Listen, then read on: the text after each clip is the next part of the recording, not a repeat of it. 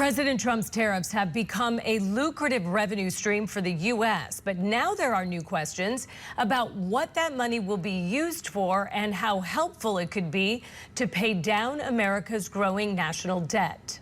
President Trump's new tariffs have generated billions of dollars since being implemented earlier this year.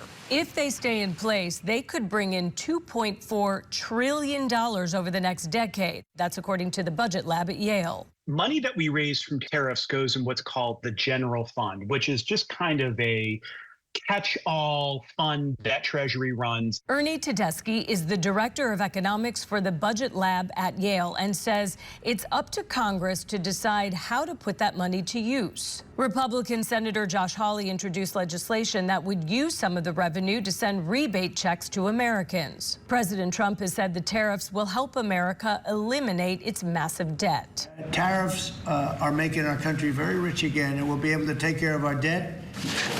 But with the national debt at more than $37 trillion, tariff revenue alone is just a drop in the bucket. Yeah, when you have a $2 trillion deficit every year, every little bit counts, I suppose.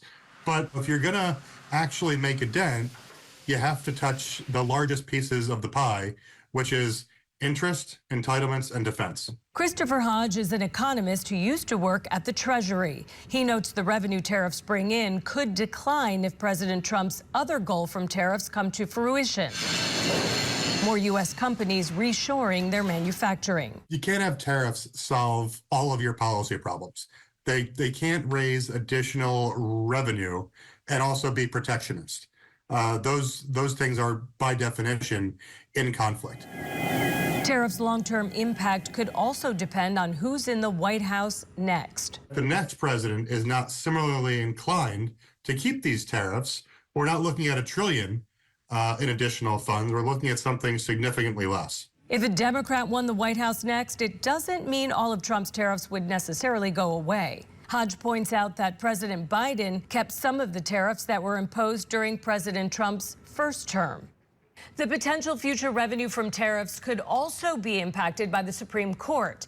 Justices are set to hear a case in November on the legality of many of the Trump administration's tariffs. Until then, the tariffs will remain in place.